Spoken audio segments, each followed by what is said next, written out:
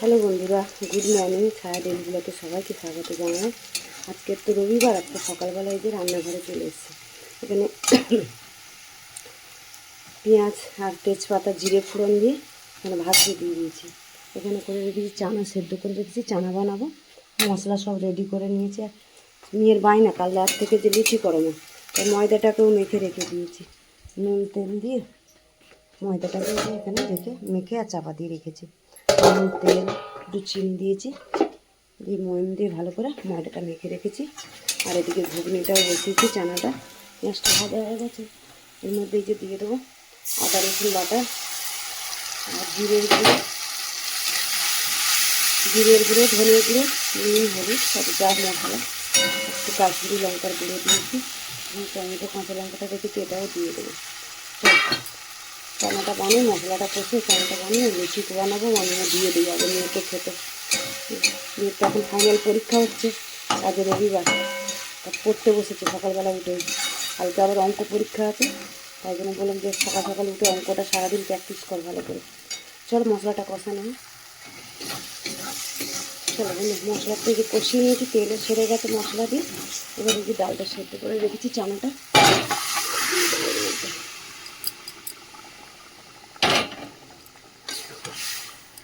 চানার সাথে আর একটু অন্যরকম ডাল ছিল, ওটাও দিয়ে দিয়েছিলাম। একটু ভালো হবে, মাখা মাখা হবে। চলো এটা ফুটুক, একটু মিষ্টি দেবো, ধনে পাতা দেবো। চলো বন্ধুরা, চানা তো হয়ে গেছে, ধনে পাতা দিয়ে নামিয়ে দিয়ে লুচিটা ভেজে মেয়েকে আগে খেতে দিয়ে দিই। চলো বন্ধুরা, এদিকে তো চানা হয়ে গেছে, যে লুচিটা ভাজছি। লুচিটা ভাজা হয়ে গেলে মেয়েকে খেতে দেবো। ছেলে এখনও ওঠেনি, তোমাদের দাদাভাই তো কাজে গেছে, আসবে তারপর টিফিন করবে। চলো এই কটা ভাজা হয়েছে, কটা 4টে 5টা ভেজে মেয়েকে দিয়ে দিই, পরে আবার গরম গরম ভেজে দেবো ওদেরকে।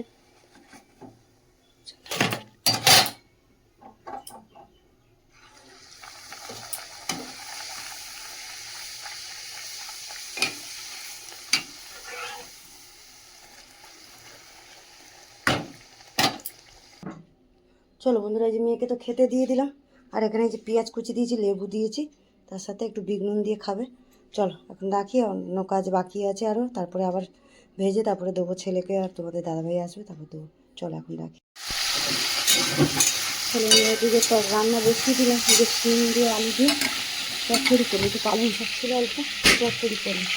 আর এখানে করবো যে আজ রবিবার তো চিকেনটা হবে, চিকেনের আলু ভাজাটা বসিয়ে দিয়েছি। আর চিকেনটা এখানে নুন হলুদ তেল দিয়ে মাখিয়ে রেখেছি। চল রান্নাটা বসিয়ে দিয়েছি।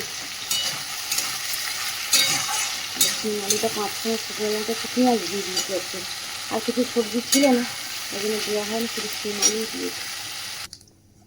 চলো বন্ধুরা, পালং শাকটা তো নামিয়ে দিয়েছি, দিয়ে আর এই যে চিকেন বসাবো, তার জন্য এই যে জিরে তেজপাতা শুকনো লঙ্কা গরম মশলা ফোড়ন দিলাম, ফোড়নটা ভেজে নিয়েছি। পেঁয়াজ কুচিটা দিয়ে দিলাম, আর এদিকে ভাতের জলে বসিয়ে দিয়েছি। চিকেনটা এদিকে ভেজে থাকে, এদিকে ভাতে বসিয়ে দিয়েছি, ভাতে। চলো বন্ধুরা, পেঁয়াজ তো ভেজে নিয়েছি ভালো করে, পেঁয়াজটা একটু ভালো করে ভেজে নিয়েছি। এর মধ্যে যে আদা রসুন বাটাটা দিয়ে দিলাম, আদা রসুনটা একটু তেলে নাড়িয়ে নিই, বাকি মশলাগুলো দিয়ে দেবো এবার। চলো বন্ধুরা, মশলাটা তো কষিয়ে নিলাম, মাখিয়ে রেখেছিলাম নুন তেল হলুদ দিয়ে মাংসটা, ওটা দিয়ে দিলাম মশলার মধ্যে।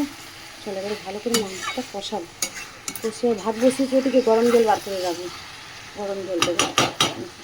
চলো চলো বন্ধুরা, চিকেনের ঝোল তো আমার হয়ে গেছে, এইটুকু ঝোল থাকে মাখা মাখা, পরে ধনে পাতা দিয়ে নামিয়ে দেবো। চলো রান্না বান্না শেষ, এবারে চান পুজো বাকি আছে। চলো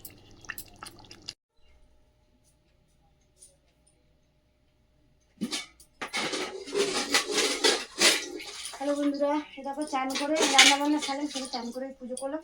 চলো পুজো করা কমপ্লিট হলো, ছেলে মেয়েদের খেতে দেবো। চল এখন রাখি। চলো বন্ধুরা, এই যে পুজো করে তো চলে এলাম, আর ছেলে মেয়েদের খেতে দেবো। এই যে ভাত বাড়ছে, এখানে গরম গরম ভাত, আর এখানে একটা পালং শাকের চচ্চড়ি দিকে দেবো। পালং শাকের চচ্চড়ি করেছি শিম আলু দিয়ে, আর এখানে চিকেন বানিয়েছি।